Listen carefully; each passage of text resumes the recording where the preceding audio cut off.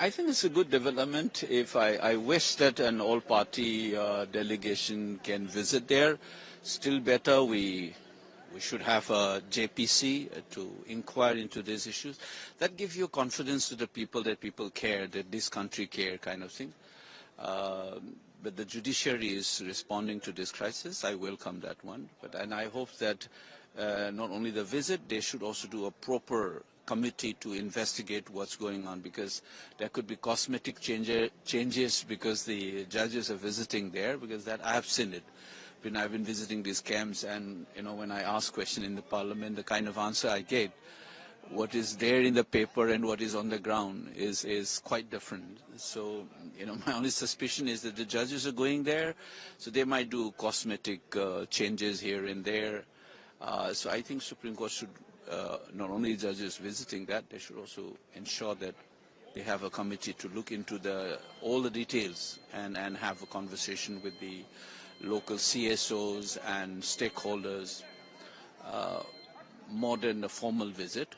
But I think the visit in itself tells you that the judiciary cares for the suffering people of it, which I think our parliament should also be responding in a similar fashion. That's my expectation. Yesterday also, your party leader Jaya Ramesh has said that it's a slap on the political system of the Manipur and the current government. Judiciary is now getting active, because earlier they had said that the machinery has collapsed, and now they are taking this initiative. They are going, but no political solution has been done in the state so far. No, see, part of the story, what I'm saying is that there is a sense of complete abandonment by the Indian state. That's the people, as if we're not part of this country, our suffering don't matter, kind of thing. So in that sense, one of the pillar of our country, the judiciary, is responding to the highest court. Remember that it is Supreme Court who have first announced 2 months after the crisis started that the constitutional machinery has collapsed in this state. There is absolutely no law and order. So judiciary was more forthcoming in terms of assessing the situations. And I'm glad that they're visiting it. And the only thing is that the government or the parliament should also respond in a similar fashion.